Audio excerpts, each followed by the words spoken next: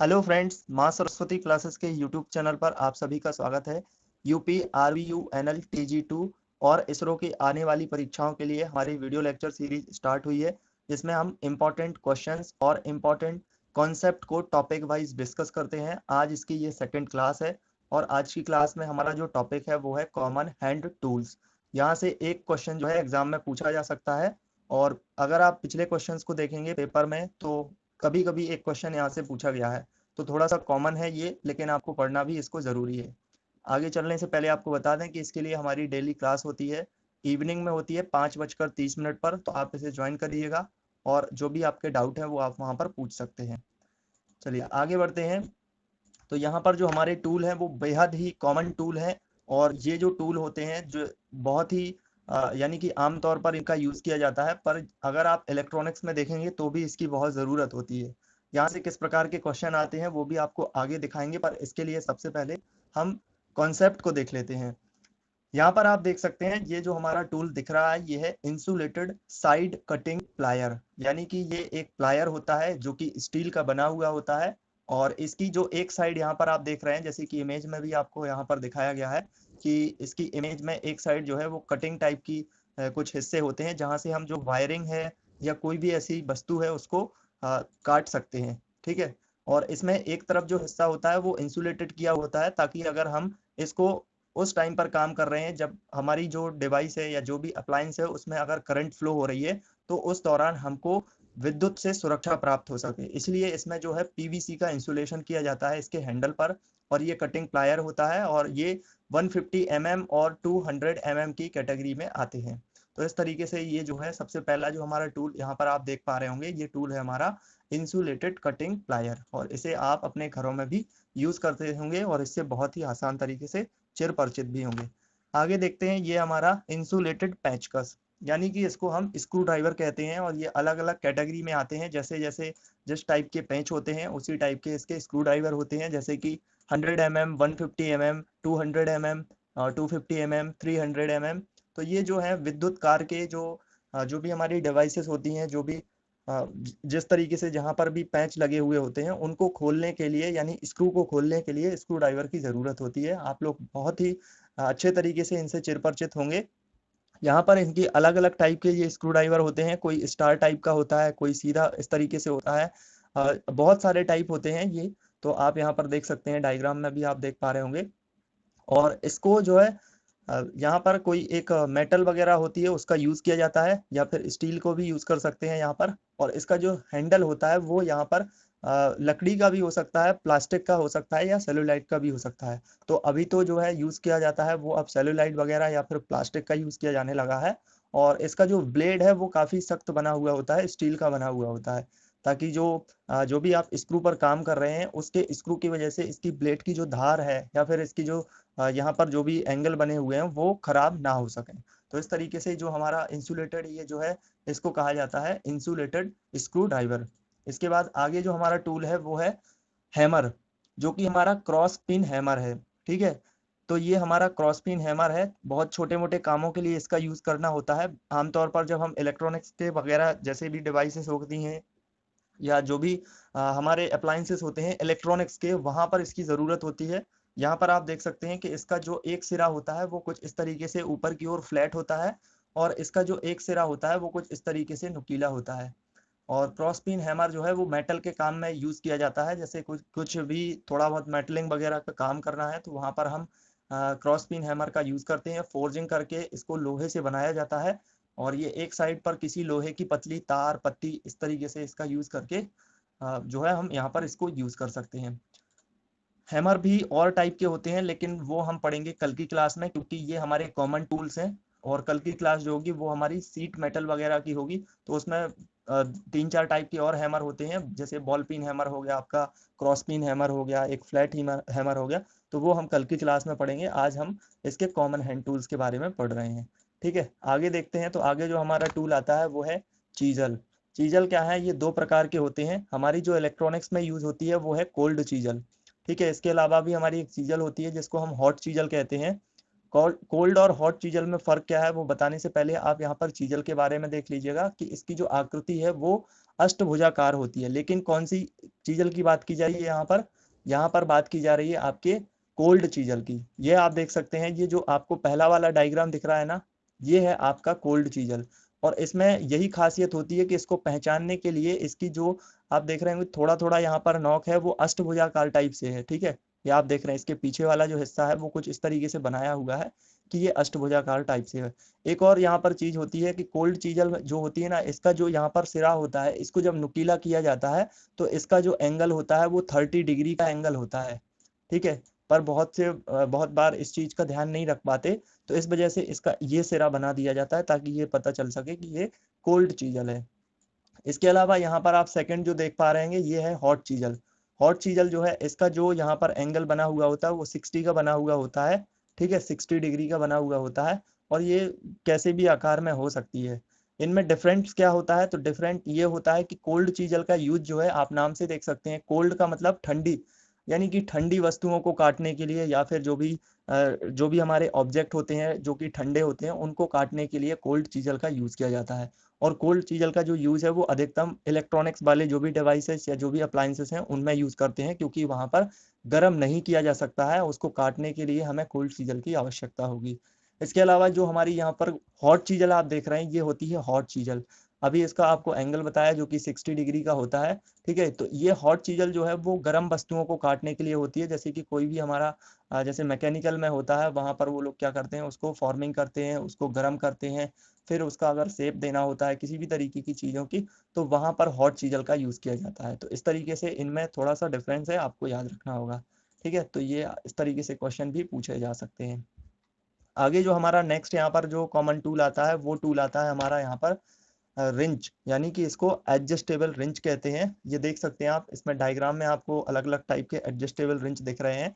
ये आप यहाँ पर बीच में एक सर्कल देख रहे होंगे, इस सर्कल को हम घुमा करके ये जो इसका एक सिरा है इसको आगे या पीछे कर सकते हैं। और जो हमारा जो भी आपने देखा होगा जैसे जो नट बोल्ट होता है उसका जो साइज होता है वो इसमें फिट आ जाता है और उसकी मदद से हम इसको खोल पाते हैं। तो ये भी एक हमारा विद्युत के कार्यों में उपयोग होने वाला जो नट खोले जाते हैं उनमें यूज होने वाला एक औजार होता है और एक टूल होता है, जिसका जो साइज स्क्रू जो है वो हम सेट कर सकते हैं। कई साइज के स्पैनर इससे बनाए जा सकते हैं, यानी कि जो अलग अलग टाइप के स्पैनर होते हैं वो फिक्स होते हैं, पर इसके माध्यम से हम क्या कर सकते हैं, इसको फिक्स कर सकते हैं।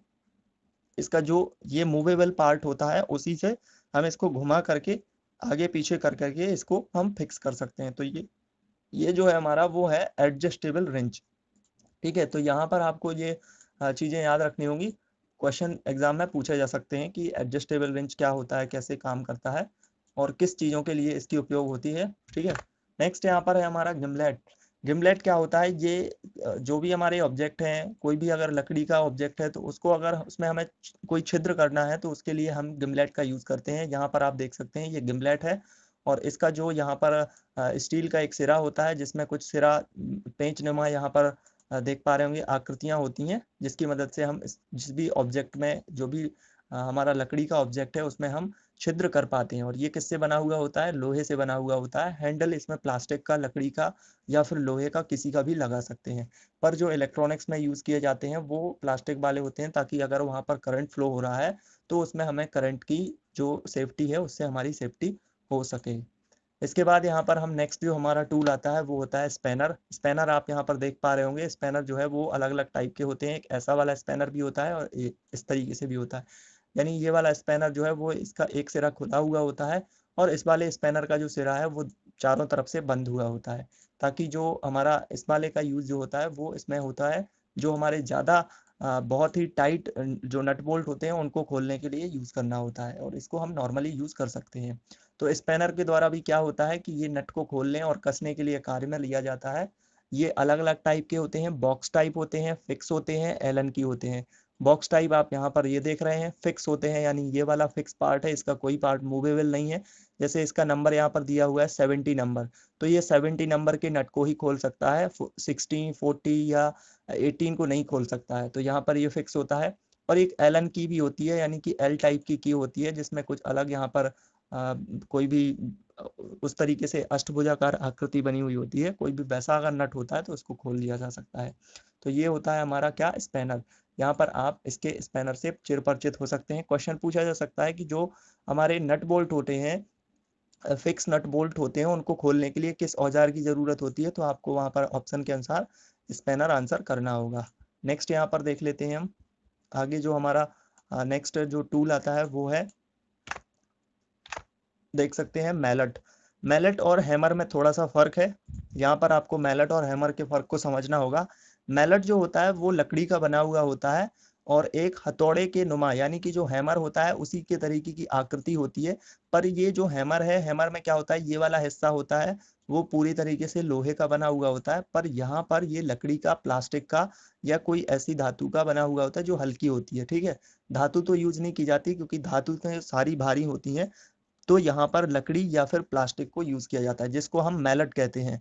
और इसका यूज मोटरों के कवर खोलने में किया जाता है।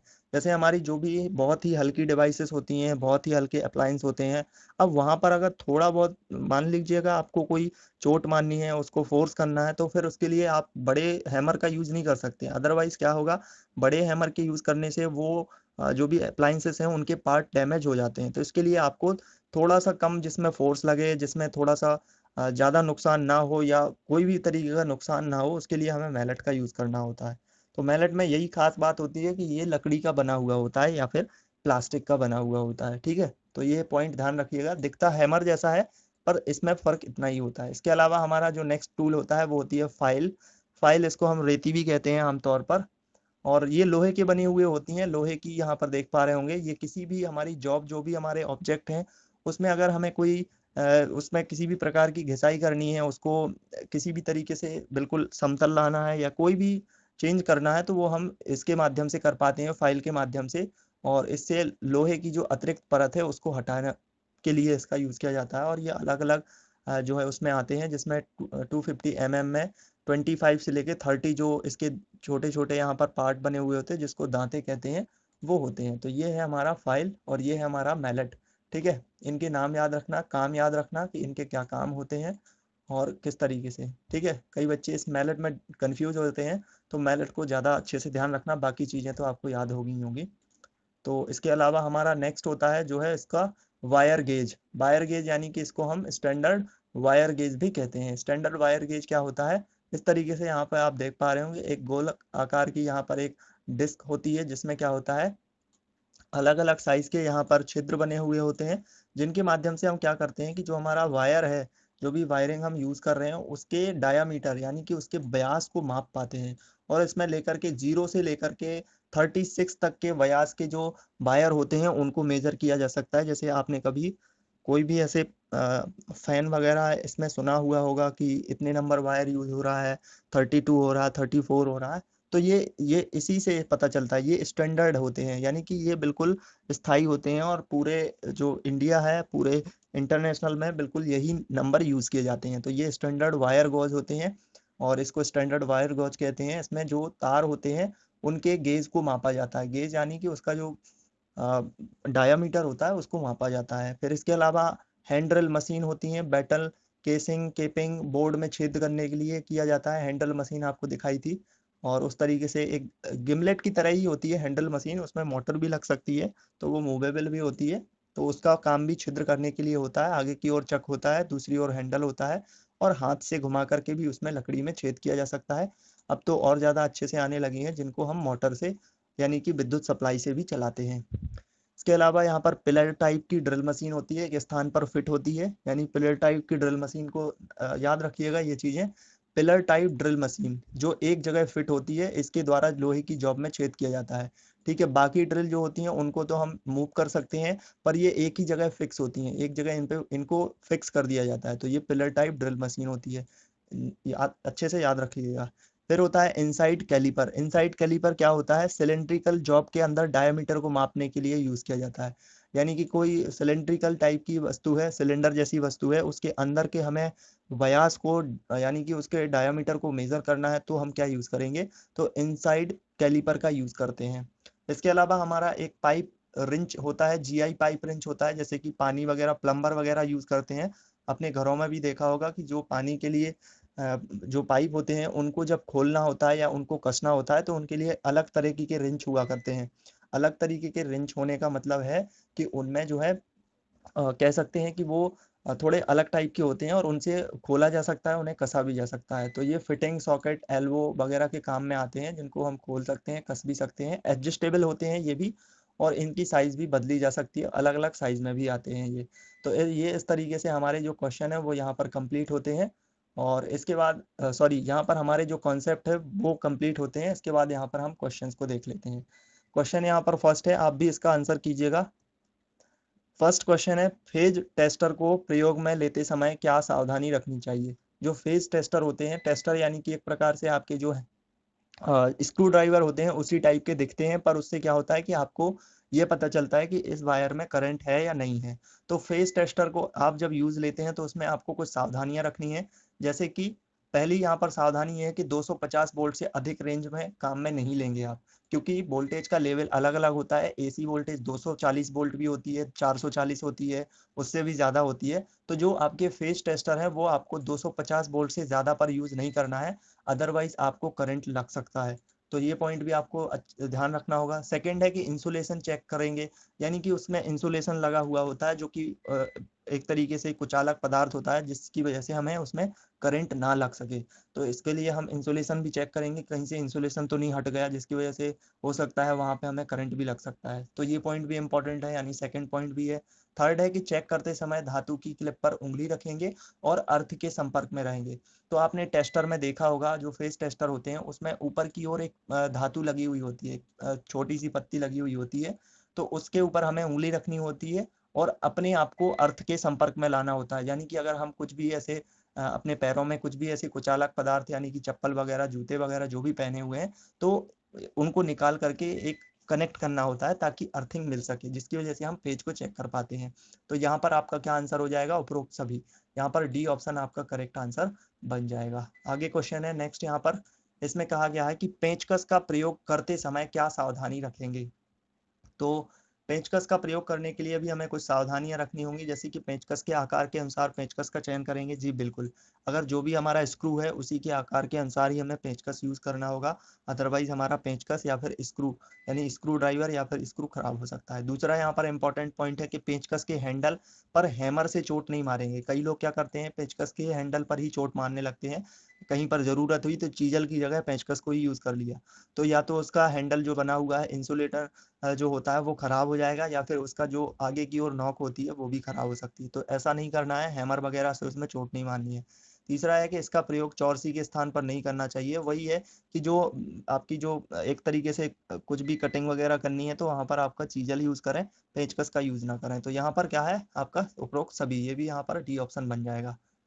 ठीक है, आगे बढ़ते हैं। नेक्स्ट यहाँ पर क्वेश्चन है, हैमर को काम में लेते समय क्या सावधानी रखेंगे। हैमर को काम में लेते समय आपको कुछ सावधानियां रखनी है, जैसे कि यहाँ पर पॉइंट है कि हैंडल के आखिरी छोर को हाथ से पकड़ेंगे। हैमर आपका जैसे कि इस तरीके से बना हुआ है, तो उसका जो आखिरी छोर है वही आपको यहाँ पर पकड़ना है, बीच में नहीं पकड़ना है। ठीक है, तो ये पॉइंट आपका पहला वाला सही हो जाता है। सेकंड में है कि हैमर के पास से पकड़ेंगे, तो ये गलत हो जाएगा, पास से नहीं पकड़ेंगे हम। हैमर में ग्रीस लगाएंगे, ग्रीस लगाने की आवश्यकता नहीं है। अगर ग्रीस लगाते हैं आप तो आपको यहाँ पर आपके ऑब्जेक्ट में ग्रीस लग जाएगा या फिर आपके हैंडल में लग जाएगा, जिससे आपका हैमर फिसलने लगेगा आपके हाथ से और आपको भी चोट लग सकती है। फोर्थ यहाँ पर है कि ढीले हैंडल से भी कार्य करेंगे, तो हैंडल ढीला बिल्कुल भी नहीं रखना है। अगर हम ढीला हैंडल रखते हैं तो हैमर जो है निकल जाएगा और वो किसी को चोट पहुंचाएगा। ठीक है, तो इस तरीके से इसका जो आंसर बनेगा वो ए ऑप्शन होगा। आगे है क्वेश्चन कि हैंड ड्रिल मशीन के लिए क्या सावधानी रखेंगे। हैंड ड्रिल जो मशीन होती है उनके लिए क्या आपको सावधानी रखनी है। पहला यहाँ पर है कि ड्रिल बिट जॉ में अच्छी तरह कसेंगे। हैंड ड्रिल मशीन जब हम करते हैं तो जो हमारे जो भी ऑब्जेक्ट होता है, जो भी हमारे जॉब होता है, ऑब्जेक्ट को हम जॉब भी कहते हैं, यानी कि जो भी हमारा जो भी वस्तु है उसको हम सबसे पहले क्या करेंगे कि उसको अच्छी तरीके से हैंड जो ड्रिल बिट होती है उसमें फिक्स कर देंगे, ताकि वो एक जगह से मूव ना कर सके, फिक्स रहे एक जगह। तो ये भी सावधानी के लिए अंतर्गत सही है। सेकंड है कि मशीन को चलाते समय हैंडल को सीधा दबाएंगे, ये भी बिल्कुल सही है। फोर्थ यहाँ पे थर्ड है कि धातुओं की चद्दर में छेद करने से पहले सेंटर पंच से निशान लगाएंगे। तो पंचिंग से निशान लगाना भी जरूरी होता है, ताकि हमारी जो मार्किंग है वो सही रहे और मार्किंग के अनुसार उसमें जो छिद्र है वो हो सके और हमारी जो उपयोगी है वो बन सके। तो यहाँ पर डी ऑप्शन यहाँ पर करेक्ट हो जाएगा इसके अनुसार। नेक्स्ट यहाँ पर एक क्वेश्चन है कि ट्राई स्क्वायर के आधार से मार्किंग ब्लेड कितने कोण पर लगा हुआ होता है। तो ट्राई स्क्वायर क्या होता है, एक प्रकार से ऐसी एल की आकृति होती है और दोनों तरफ क्या होते हैं, जैसे हमारे घर जो भी हम यूज करते हैं ना, वो क्या बोलते हैं उसको, अरे स्केल वगैरह, हाँ, तो स्केल की तरह होते हैं। यहाँ पर एल की आकृति होती है, आपने भी देखा होगा, और ये मेटल से बने हुए होते हैं, यानी लोहे से या स्टील से बने हुए होते हैं, उसको ट्राई स्क्वायर कहते हैं। तो जब हम मार्किंग कर रहे होते हैं, मार्किंग यानी कि जैसे अभी आपको यहाँ ये वाला साइन दिख रहा है ना, लगभग ऐसे ही पंच होल होते हैं, उनसे मार्किंग करते हैं। तो जब मार्किंग करते हैं तो मार्किंग करने के लिए जो पंच कोड होता है उसको हम 90 पर एंगल पर फिक्स करते हैं। ऐसा नहीं है कि उसको किसी भी एंगल पर फिक्स, 90 का मतलब ये है कि बिल्कुल सीधा फिक्स करेंगे। ऐसा ना हो कि थोड़ा सा भी अगर टिल्ट हुआ तो उसकी वजह से क्या हो जाएगा कि हमारी मार्किंग गलत हो जाएगी और हमारा ऑब्जेक्ट जो कि खराब हो सकता है। तो ये चीज आपको याद रखनी है ट्राई स्क्वायर के बारे में। आगे क्वेश्चन है कि लकड़ी का बना हथौड़ा होता है। अभी अभी आपको काफी अच्छे से बताया है कि लकड़ी का जो हथौड़ा बना होता है उसको मैलेट कहते हैं। ठीक है, बॉल पिन है हमारा, स्ट्रेट पिन है हमारा, क्रॉस पिन है हमारा, ये हम कल पढ़ेंगे। कल इनके बारे में डिटेल से डिस्कस करेंगे, अच्छे से कॉन्सेप्ट पढ़ेंगे और क्वेश्चन पढ़ेंगे। ठीक है, नेक्स्ट है कि वायर स्ट्रिपर के आगे के भाग में इंसुलेशन हटाने के लिए प्रयुक्त कटर का उपयोग होता है। यानी कि आपका जो वायर स्ट्रिपर होता है वो भी एक प्रकार का क्या होता है, वो आपका एक प्रकार का प्लायर की टाइप ही होता है। जैसे कि आपने कभी देखा होगा इलेक्ट्रॉनिक्स के जो जो भी मैकेनिक्स होते हैं वो यूज करते हैं, तो वो वायर जो होता है ना वो उसको इंसुलेशन हटाने के लिए करते हैं। जैसे किसी भी वायर के ऊपर इंसुलेशन लगा हुआ होता है उसको छीलने के लिए, तो वो वायर स्ट्रिपर का यूज करते हैं। लगभग जो प्लायर होता है उसी की जैसी आकृति होती है, तो वो भी किस आकार का होता है, वी आकार का होता है। नेक्स्ट यहाँ पर क्वेश्चन है कि बेंच बाइस के लिए सत्य कथन है। बेंच बाइस क्या होती है, एक आपकी कोई ऐसी मतलब कि कह सकते हैं एक मशीन टाइप की होती है, डिवाइस होती है, और उसको एक जगह फिक्स किया जाता है, टेबल पे फिक्स किया जाता है, और फिर क्या करते हैं बेंच बाइस पर ही हम ऑब्जेक्ट को फिक्स करते हैं और फिर उस पर काम करते हैं। अगर कोई छेद करना है, कुछ भी करना है, मार्किंग करनी है, तो वो बेंच वाइज के ऊपर ही करते हैं ऑब्जेक्ट फिक्स करके। तो बेंच वाइज के लिए क्या सत्य कथन है, पहला ऑप्शन है बेंच वाइज टेबल पर कसा होना चाहिए। जी हाँ, बिल्कुल। अगर आपका बेंच वाइज टेबल या किसी ऐसी जगह नहीं कसा होगा तो वो खिसकता रहेगा, ऑब्जेक्ट भी खिसकता रहेगा इसमें। नेक्स्ट है कि इसके जॉ में दांते बने होने चाहिए। यहाँ पर जो इसके जॉ होते हैं उसमें दांते होने चाहिए ताकि जो ऑब्जेक्ट है वो उसमें फिक्स रहे, कहीं पर भी मूव ना कर पाए। थर्ड है यहाँ पर कि इसका साइज जो है वो जॉ की लंबाई से लिया जाना चाहिए। तो हाँ, इसका जो साइज है वो जॉ की लंबाई, यानी कि जॉ जितनी ज्यादा लंबी होगी और वो उस तरीके से हेल्पफुल रहेगा। तो जैसे भी आपके जॉ है, जॉब है, ऑब्जेक्ट है, उसके अनुसार होना चाहिए। तो यहाँ पर जो आंसर बनेगा वो आपका क्या बन जाएगा, डी ऑप्शन यहाँ पर आंसर बन जाएगा। ठीक है, नेक्स्ट यहाँ पर क्वेश्चन आगे पर देखते हैं क्या क्वेश्चन है। आगे यहाँ पर है कि एक बेहद सख्त स्क्रू को टाइट या ढीला करने के लिए उपयोग में लाए जाने वाले स्क्रू ड्राइवर को क्या कहते हैं। तो इसके लिए स्क्रू ड्राइवर यूज किया जाता है इम्पैक्ट स्क्रू ड्राइवर। अगर बहुत ही ज्यादा टाइट जो हमारा स्क्रू है उसको खोलना है या बंद करना है तो उसके लिए इम्पैक्ट स्क्रू ड्राइवर का यूज करते हैं। नेक्स्ट है निम्न का उपयोग गहरी छिद्र में स्क्रू को फिट करने और स्क्रू को बाहर खींचने, तार सिरे पर गांठ और रिंग बनाने के लिए किया जाता है। तो ये क्या होता है, आपका नोज प्लायर होता है। ये भी एक प्रकार का प्लायर होता है, पर यहाँ पर नोज बनी हुई होती है, कुछ इस तरीके से तीखी नोज बनी हुई होती है, और ये आपका ऐसा प्लायर बना हुआ होता है, आपने भी देखा होगा। तो इस तरीके से ये आपका नोज प्लायर होता है। तो ये आपके आज के इम्पोर्टेंट जो आपका टॉपिक था कॉमन हैंड टूल, उससे संबंधित इम्पोर्टेंट कॉन्सेप्ट आपको बताए, सारे टूल्स के बारे में आपको बताया, और इसके इम्पोर्टेंट क्वेश्चंस को भी यहाँ पर डिस्कस किया गया। और इसी तरीके से हमारी डेली क्लास होती है, इवनिंग में होती है, 5:30 पर लाइव होती है। आप इसे लाइव ज्वाइन करिएगा। और अगर आपका कोई सजेशन है तो जरूर कमेंट में बताइएगा। क्लास हमारी कैसी लगी आपको, ये भी हमें कमेंट में बताइएगा। अच्छी लगी हो तो वीडियो को लाइक जरूर करना, अपने दोस्तों के साथ इसको शेयर जरूर करना, और अगर अभी तक चैनल सब्सक्राइब नहीं किया है तो प्लीज़ चैनल को भी सब्सक्राइब करना। So thank you for watching.